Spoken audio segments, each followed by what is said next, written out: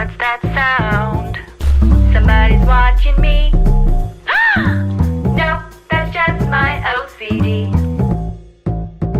Hey Mel. Hey Ray. Hey listeners. You're listening to Obsessively Compulsive Divas. OC Divas. A true crime and all stories that make you say, what the fuck podcast. Guess what? Work is over. It's time to get unprofessional. Welcome back, guys, to episode 3. Yay. Okay, so it's holiday season. It's right before Christmas. You have what, 5 days? Oh my God. 5 days. Have you finished shopping? No.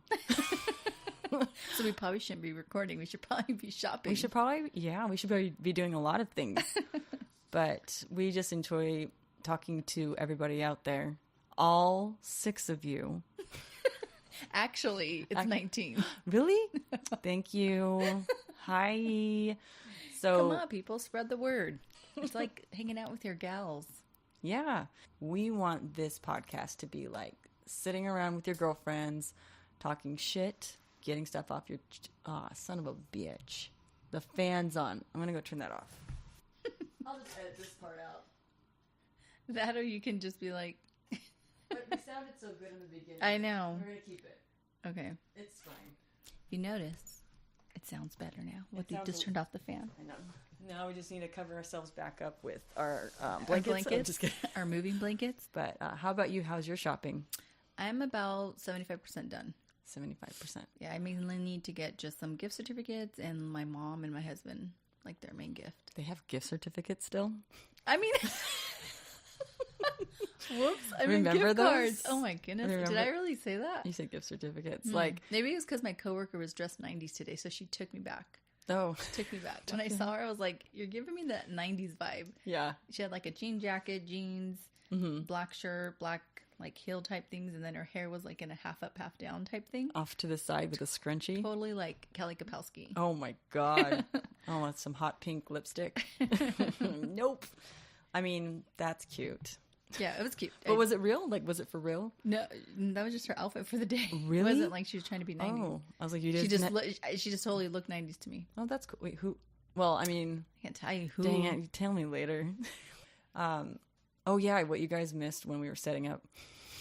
Right before we hit record, I was setting up my microphone, and I wanted to share this with you guys because I thought it was kind of funny. It might be one of those moments where you had to be there. So if you don't laugh, sorry. If you don't laugh, sorry about that. But we were busting up. What we were busting up, yes, but don't put a wet blanket all over the joke before it's been said. You know I always do that. Oh my God. I'm the punchline serial killer. She's the punchline serial killer, and now what? You're the wet blanket? No, there's what are we gonna do? Everybody out there, we need to tell Mel that she's pretty and she's funny, so that she just has the confidence to go into these things and just be like, yes, what I do right now, it's good.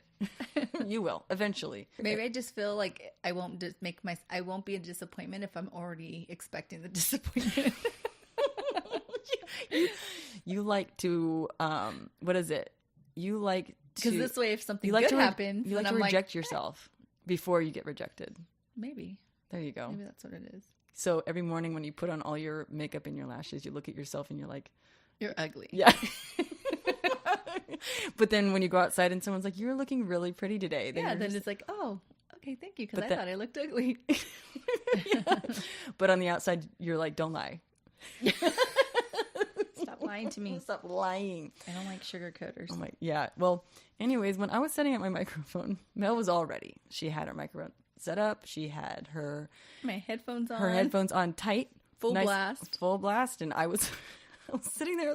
I was putting my microphone in the stand, and I noticed in my peripheral vision that every time I kind of jammed it into the holder, Mel, she just kept wincing and jumping. Wincing and jumping every time I would screw the mic into the thing. And then finally, since she just went, what am I doing? Why am I wearing these? So then she finally took them off and realized. But it was after, like, you did it a second time. It was after, like. But I'm sitting here torturing myself, like, I'll just leave these headphones on while she's, like, trying to set up her mic and bang in my ear. It'll end soon.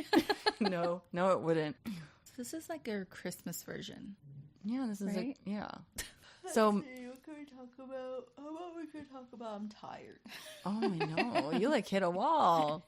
I was just working, and all of a sudden, I was like, my eyes could not stay open. I feel like they're super heavy right now. So if I act delirious, I'm sorry. Oh, I don't know what's wrong. it might make this more fun. I kind of like that part when you get really delirious and everything's funny. Yeah. It's like you say tree. I don't know why, but everybody says, like, when you're really delirious, say tree, and it gets funnier every time you say it. I've gotten to that point of delirious. I might cut that out. Because trees are not funny. They're beautiful things. So, Christmas. What's your favorite Christmas memory from your past? Mine was when we were younger. Well, my cousins and I, we always used to celebrate Christmas together. So all my mom's brothers and sisters and their kids, we'd have Christmas at my grandma's. And we would prepare like maybe about 2 weeks before or so. Sometimes actually it was the day of. But I remember this one time when we started preparing like 2 weeks before to do We Are the World. The one with Michael Jackson, Lionel Richie, Cyndi Lauper. So each one of my cousins, there were 10 of us, total grandkids. And so each one of us was a character in the We Are the World. Oh my God. Yeah, it was so much fun. I was Tina Turner. And I think I was like... You have this on video, right? No, I don't think we have it on video. Oh, no. I've never seen it, actually. But, I was Tina Turner. My brother was Michael Jackson. And then we had another cousin that was Cyndi Lauper, Stevie Wonder, can't remember. I think Kenny Rogers. Oh my gosh. Yeah. So we That's amazing. We did it actually in sign language. So my mom knew a little bit of sign language. And so she taught us the song. We sang it in sign language, but it was super fun. So, but every Christmas we would do like a little talent show for our parents. Oh my God. Before like opening the gifts and stuff. So that was what I remember as a child, because those were fun. It was really fun. So as we got older, we then kind of split up, and like now we just celebrate with my mom and like my brother and sister and stuff. But then like my cousins do it just with their immediate family. So it's kind of like, that's so cute. Yeah, but it was fun. So that's a nice memory. When I think of Christmas, I think of it at my grandma's house. Oh my gosh, my heart is warm right now. I was like, that's the best idea ever. But we still reminisce about it with my cousins when we talk about it. Like We Are the World, we know like that's our song. You should do it again. I know, as adults. Yes. Do you have pictures at least? We did. I haven't seen it in a while, but I do recall seeing pictures, because I remember I had the Tina Turner wig on. That's adorable. But, yeah. I think you should do that and then do like a then and now. Like in the same poses and everything. Picture, I've seen those. Have you seen those Yeah. before? Yes. I think those are the best. You know, especially when someone's in a diaper and they try to do it again. Yeah. I was going to say reincarnate.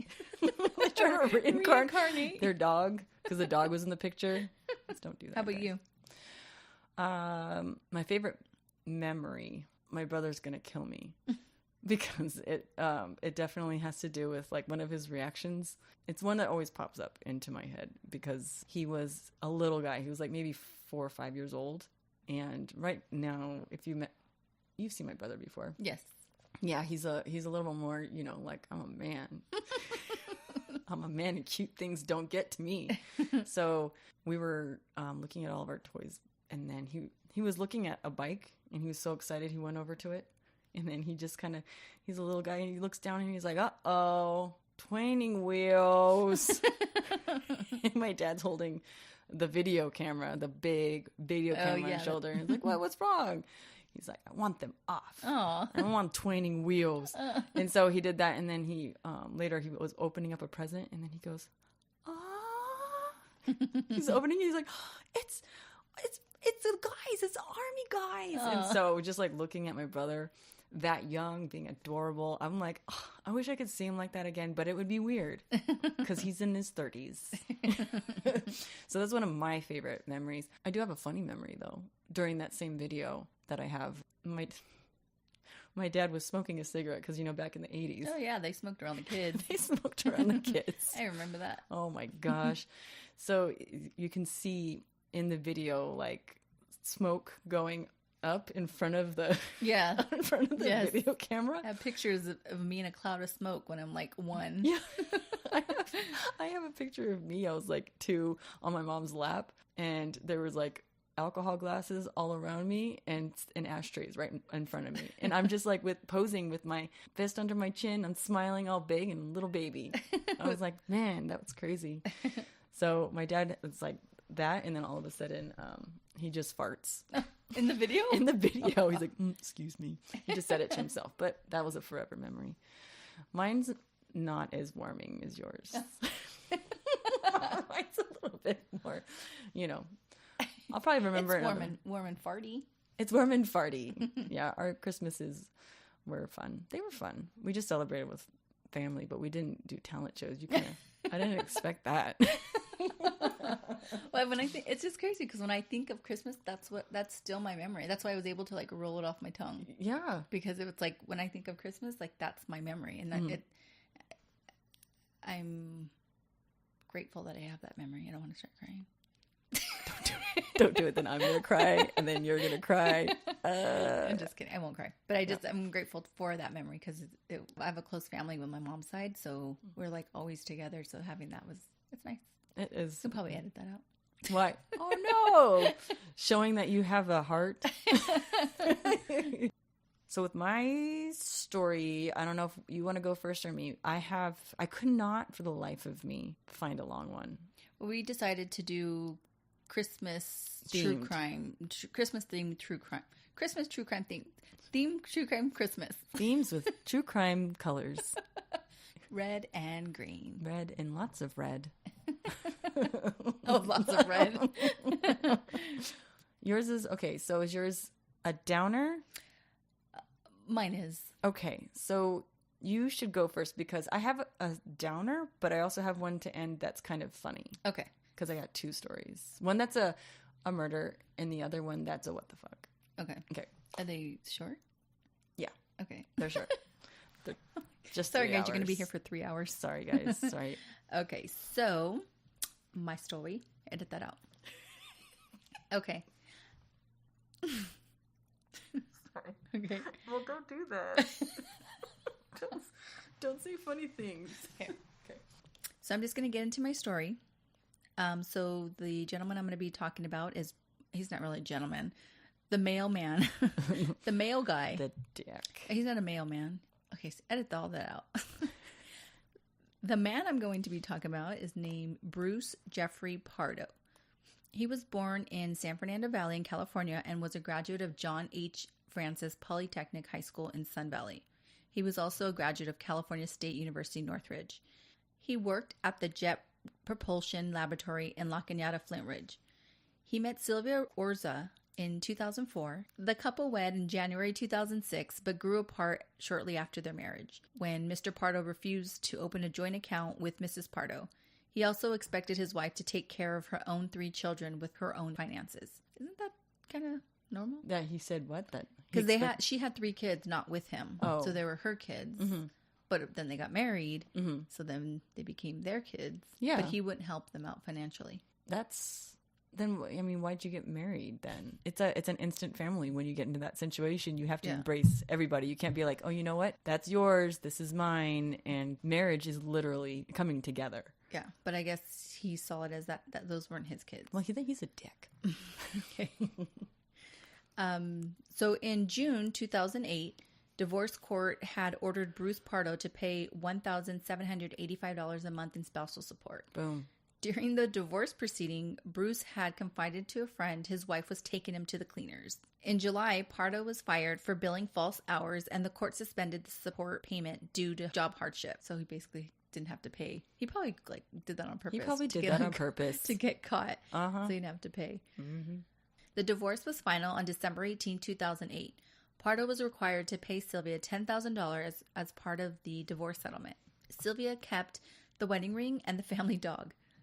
Oh. I thought that was funny when they mentioned mentioned the every family. detail. Yeah, the wedding ring and the family dog. Wow. In a court declaration, Pardo complained that Sylvia was living with her parents, not paying rent, and had spent lavishly on luxury cars, gambling trips to Las Vegas, meals at fine restaurants, massages, and golf lessons. So, She wants to have fun. Yeah, she likes the finer things in life. What's wrong with that?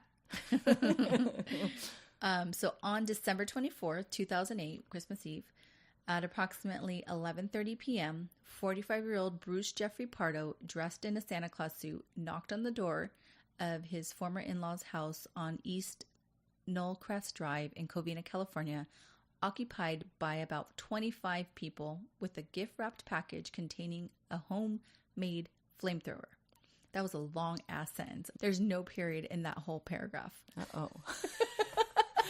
You can't breathe the whole time. Take a deep breath and then go, girl. Okay. So the family was having a party, and there were probably about 25 people there.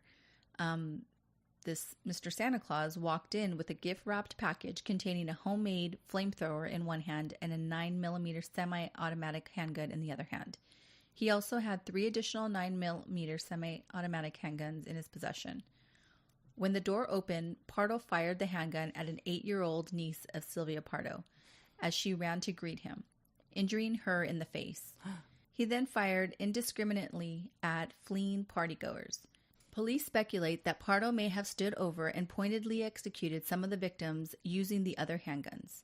After the shooting, Pardo unwrapped the package containing the homemade flamethrower and used it to spray racing fuel gasoline to set the home on fire.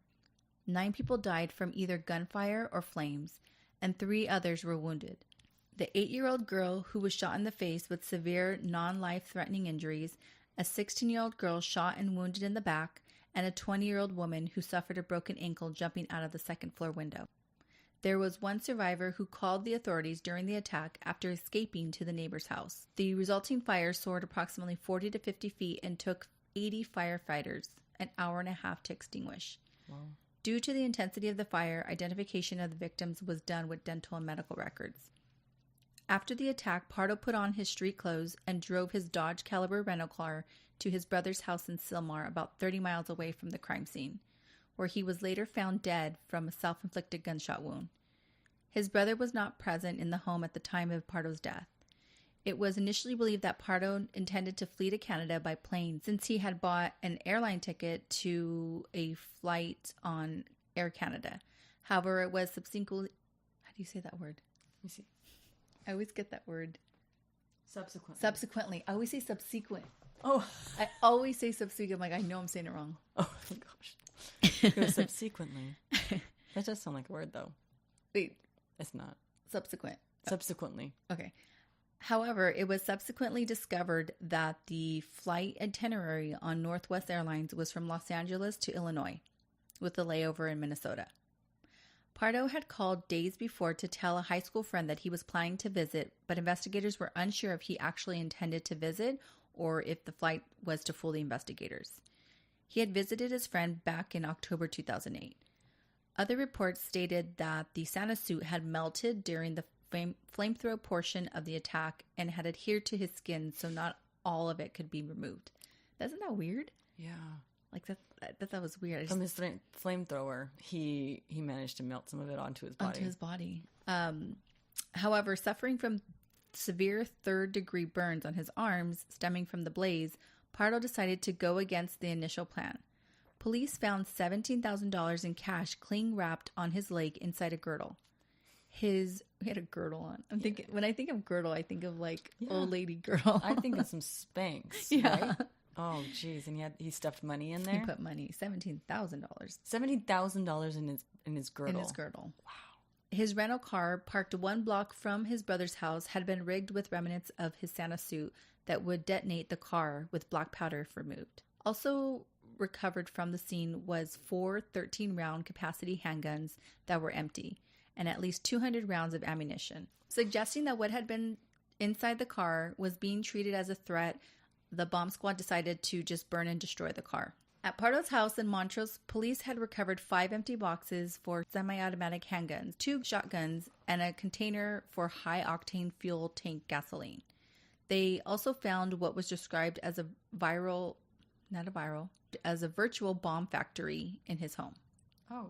Yeah, so apparently he was up to no good, that's for sure. So at least 3 victims' deaths were caused by gunshot wounds alone, while 4 others died from a combination of both gunshot wounds and the fire.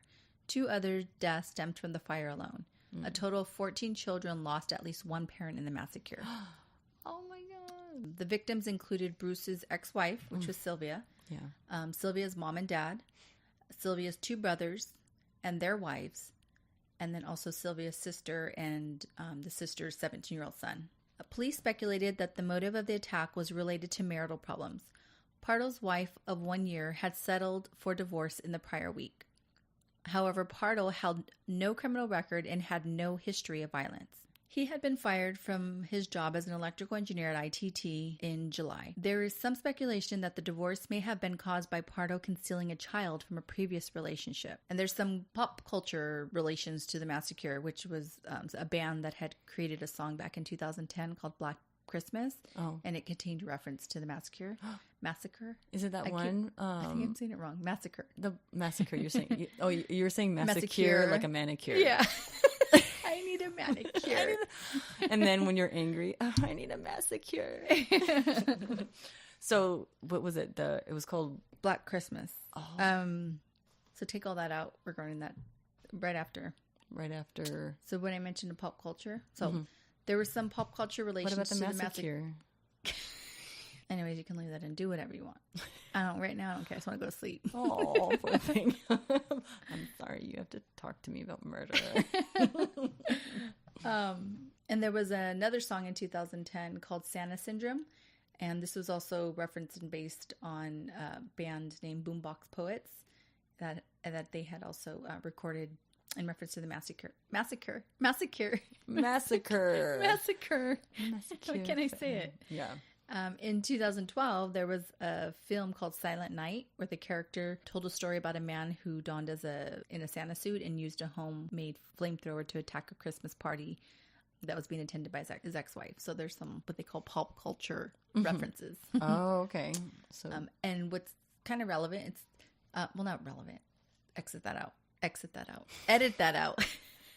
Take that and exit it out of this podcast. Yeah. So Covina, California is actually near an area of where I grew up. Mm-hmm. So I remember when all this was happening. And the lady who passed was one of my good friend's mom's friend. So it was like this big thing. In this thing? Mm-hmm. So you actually kind of, I didn't know via her. Degrees of people, kind of somebody. Yeah. I mean, because it was near the area where I used to live. So, a lot of my friends' parents lived near that area, but that was their friend. Mm-hmm. So I just remember like when the whole thing was going on, it was kind of sad. It was pretty sad. I remember years after it happened, we drove by that area, and I believe it was a cul-de-sac, if I can remember correctly, but they never rebuilt that house. They just had it left there, and every Christmas, which now I'm curious, I want to go drive by. The Star. Is it the Star? No, they hang 9 stockings. Oh, so I don't know if the family. I don't know now if they rebuild the house or if it was still just because it was flat, like there was nothing left. So so I thought that's in remembrance. Their family still hangs up stockings every Christmas. So I don't that was years ago. Covina. So I don't know. Mm-hmm. Oh my gosh, I want to go kind of see now. Yeah, because just to pay homage is that a thing? Is that what you say? I don't know. I don't want to sound. Do you say massacre or massacure? Massacure. I just want to go and just maybe bring some flowers or something and put it down because, oh my gosh, that I couldn't imagine that. No, I know. I mean, and he had to have been. I just thought there was 25 people there, and everyone he killed was her immediate family. Yeah. So it was like, did he sit there, pointing at the ones he wanted to kill? Pretty sad. That is sad. Okay, I don't think I have a title for mine either. Well, mine was called the Covina Massacre. Yeah. I just didn't want to state it at first because I wanted it to be a surprise, but there. It's no longer a surprise. It's not a surprise. The story's done now. It's just going to be called the Christmas present, quote unquote present. Imagine big quotes around the present. Okay. Alexis Valdez, 19, argued with his aunt on Christmas Eve, 2013, in their home. Did you say his aunt? Mm-hmm. So Alexis is a male? Alexis is a male name. Okay. Going. In Chicago. During the argument, Alexis's aunt reminded him that she invited him to move in 6 months earlier on the condition that he work and went to school.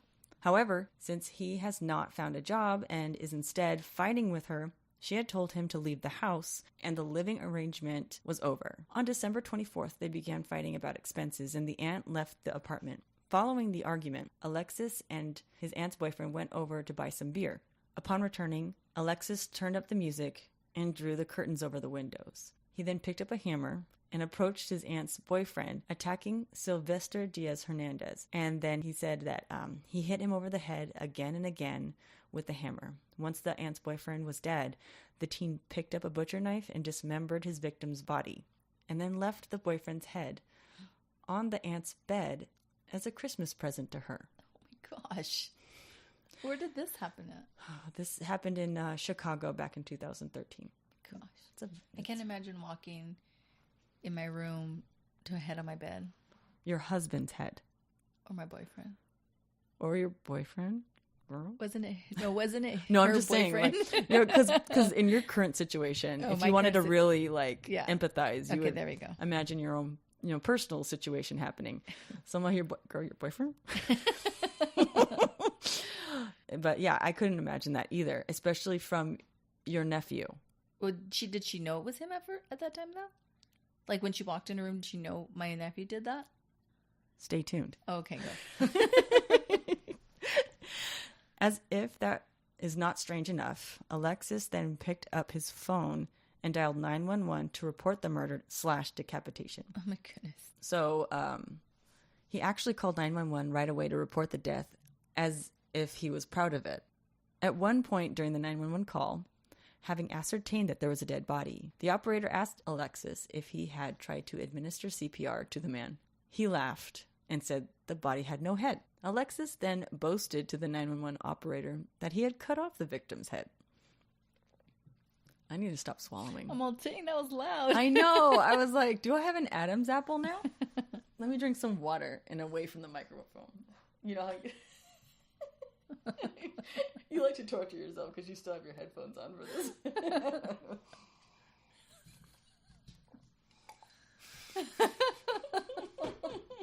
What's funny is that you can hear it. And I can see your head twisting around like, this is really bothering me. Okay. Alexis then sat there in the apartment patiently waiting for the police to arrive. Upon arriving early in the morning of December 25th, police said that they found Alexis covered in blood. They said he readily admitted to decapitating his aunt's boyfriend and leaving his head on her bed for a Christmas present. While police listened, Alexis explained the chain of events, starting with the argument and ending with the murder and decapitation of Sylvester. He described how he smashed a hole in the victim's skull and how he had set the scene. Alexis cut off the victim's head, his ears, his nose. He even gouged out the victim's eyes prior to leaving the head on his aunt's bed. Alexis said he wanted to leave a present for his aunt. Alexis then allegedly proceeded to cut off Sylvester's left arm and mutilated the rest of the body as well. He had dismembered the victim's body with a butcher knife and a saw. That was enough detail for the judge to order Alexis to be held without bond. Yeah.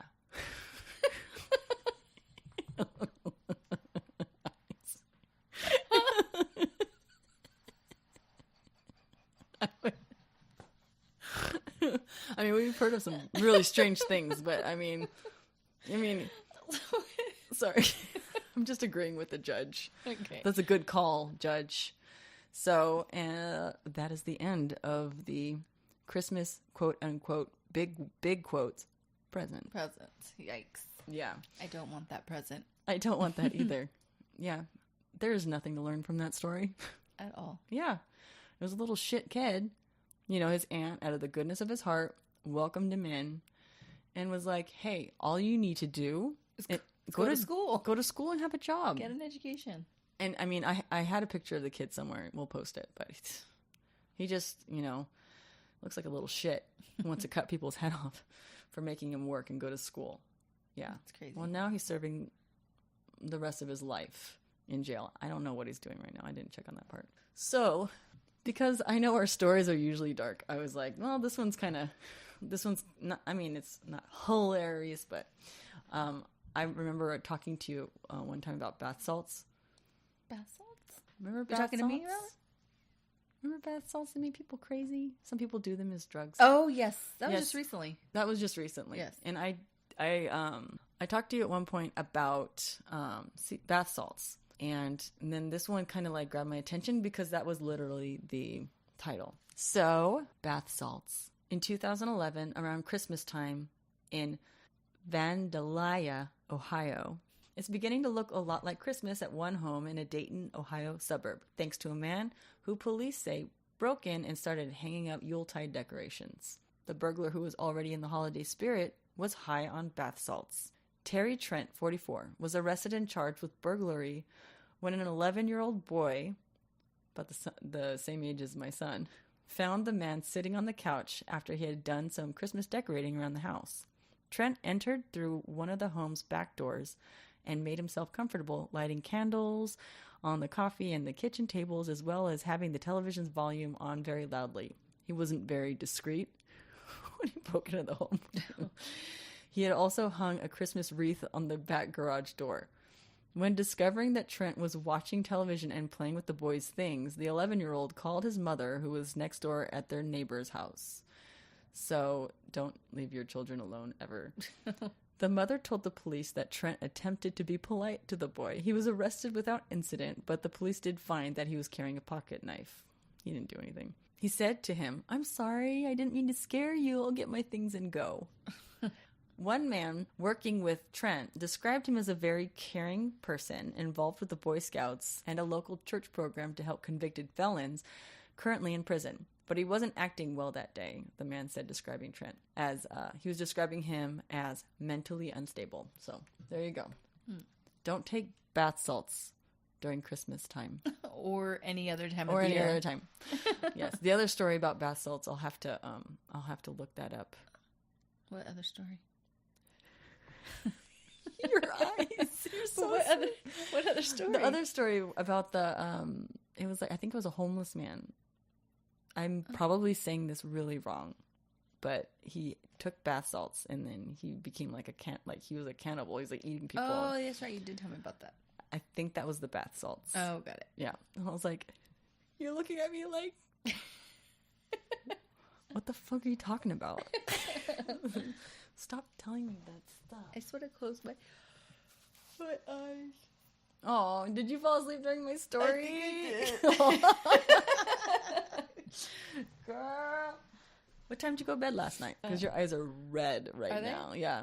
I'm just really tired right now. So What time did sorry, you go? guys, if Oh, yeah. Go on. I sound delirious or sleepy. I seriously hit a wall at work. It's the holidays. And I I'm think. like, my eyes feel so heavy. Mm-hmm. But I think I went to bed about 12:30 last night Mm-hmm.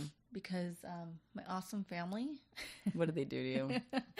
Well, I've decided we had a appetizer day today at work, so I had to make something, and my oven's not working, so I had to make something either on the stove or just like a salad of some sort of whatever.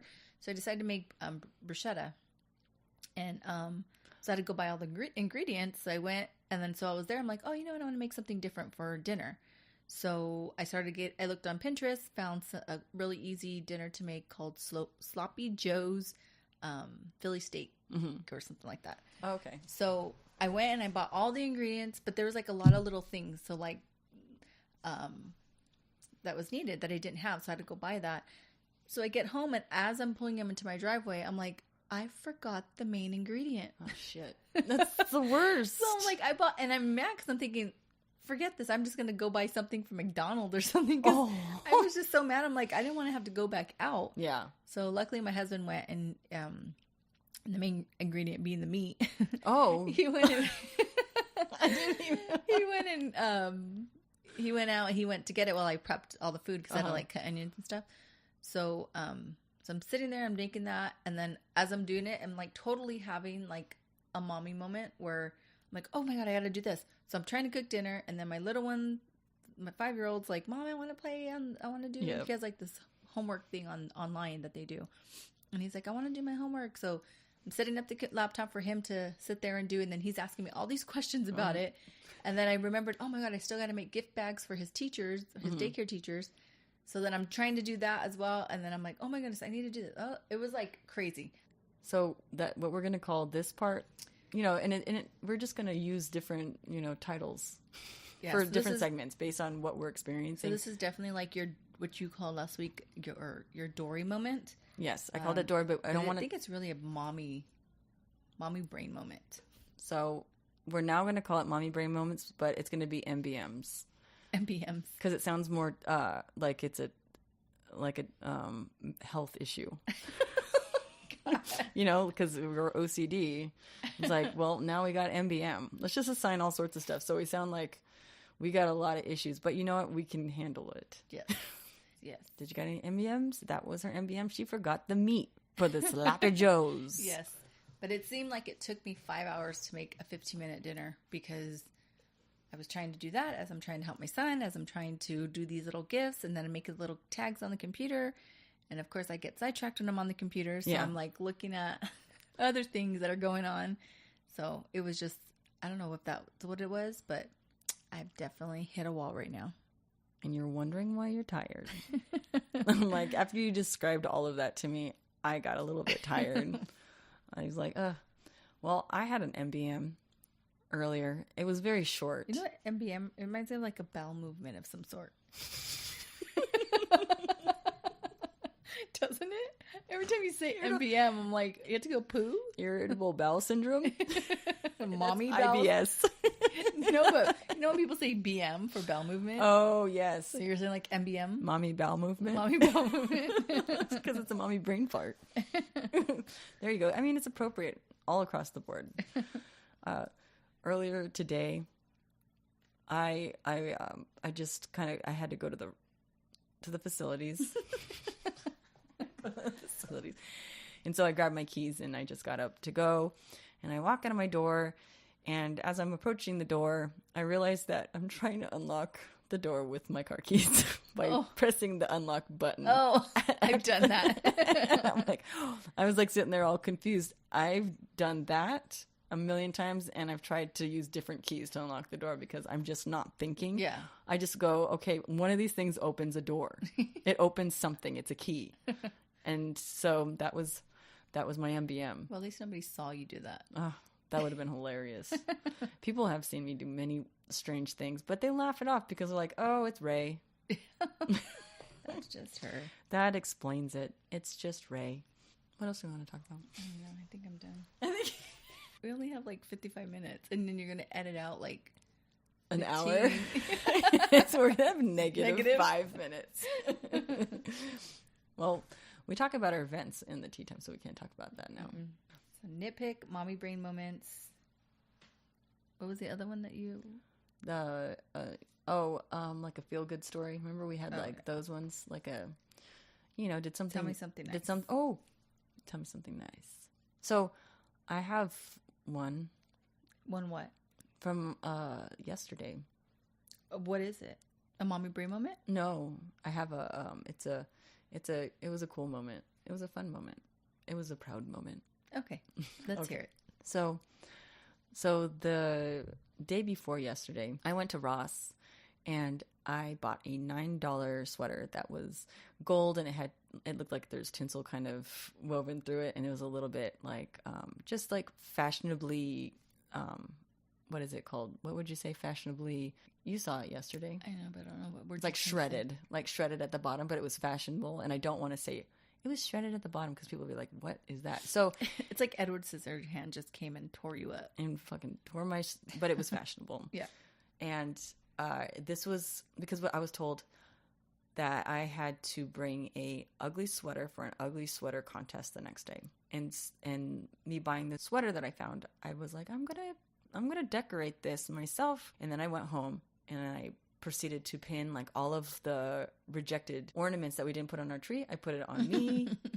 And I sent Mel a picture and I go, this isn't ugly. And all it was like a cute sweater with like cute ornaments that were evenly balanced, because I can't not have a balance to it. So I did that, and and what I did is I found my daughter's little elf. It wasn't Elf on the Shelf. It was like a knockoff. It was the elf's stepbrother.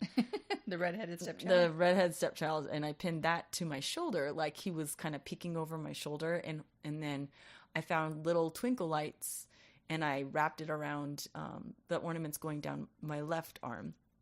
And then I found a bag, like a little bag that it looked like the elf was holding. Then I put the battery pack in that. And it just I put all this detail into it. And then you turn on and then my whole like sweater lit up. And so the next day, I didn't wear it to work, but I ended up putting it on later on, right before we went, and I turned it on, and everyone went, "Whoa, you're gonna win! You're gonna win! You're gonna win!" And I kept telling people, I'm like, "Don't say that," because it would be really, really embarrassing if I put all of this work into that, and everybody's like, "You're gonna win," and I ended up just looking like the person that tried too hard. So did everybody vote, or did only the bosses vote? Everybody voted. Oh. So everybody got up, and basically they put their hand over the first person, like, and it was a show of applause, basically. And there was another person that tried hard, like, she looked ridiculous, and I appreciated that. So I was like, woo! I clapped for her because I'm a good sport like that. And then when it got to me, everybody went woo, and they were like yelling in the restaurant, and so I went, oh, I guess I win. So I won an Echo Dot. Is that what it's called? Oh yeah. And it has like, it's an Alexi thing. I don't own any of Alexi? those. Alexi thing. Where you say, sorry. I mean, Alexa. As you can tell, I don't own it yet. Well, I do now. So I'm going to have that set up and see how awesome this is. So I won the contest, and I didn't spend that much money. I spent like a couple bucks on the sweater, and I just pin stuff to it. So that was my proud moment, because I don't win things. I don't win stuff. It's usually people around me, and that was fun. Good job. Thanks. You're welcome. How about you? How about me? What? I didn't win anything. Actually, my 5-year-old won most creative sweater. So that means you did win something. So I did win, because I did it. So I did win. I did win. I won. Not him. Mommy made it. So we both won ugly sweater contests. Yes. That is Mine was just indirectly. I didn't wear it. I didn't model it. Oh, well, it's fine. It's like, being a fashion designer. It's still your name. The model wears it. He was wearing a Mel. Mel. Ugly sweater by Mel. There you go. Everybody wants one now. And everybody wants Ray. Because everybody's like, oh, they're like, I'm inspired. You just put that together, and I go, yeah. And like, all you need to do is just think of Christmas and throw it on you. Yeah. That's it. That's your inspiration. It's like for every holiday, you just get things that relate to that holiday and you put it on. Yes. So, they're like, I'm going to have to talk to you next time. It's really not that hard. Well, that's how it was one year for Halloween. Yeah. I was a Dia de los Muertos. Uh-huh. I did half of my face. Oh. So it was only like one half, and basically putting white and drawing all those little... I swear, it seemed like I was a celebrity. Like, people were sending other people to come look at me. I'm like, dude, it's just, like, it's literally just putting white on your face and drawing little hearts and stuff around it. I think that's the cutest thing about our organization is that it's just like, because there's not many people that get outside. That actually, like, participate extravagantly. They kind of just like, oh yeah, I'll throw the sweater on real fast. Yeah. So when people that they do, they, I guess, appreciate it. I like it. I like it. I enjoy it. Okay, guys, thanks for listening. We hope we become a part of your OCD routine. And if you're not OCD, we hope you keep listening and laughing at us. And don't forget to follow us on Instagram and Twitter. Our Instagram is 2OCDivas, and our Twitter handler is Twiddle. Did I say Twiddle? Twitter handle is @OCDivas_. And also, don't forget to rate, review, and subscribe to keep these divas alive.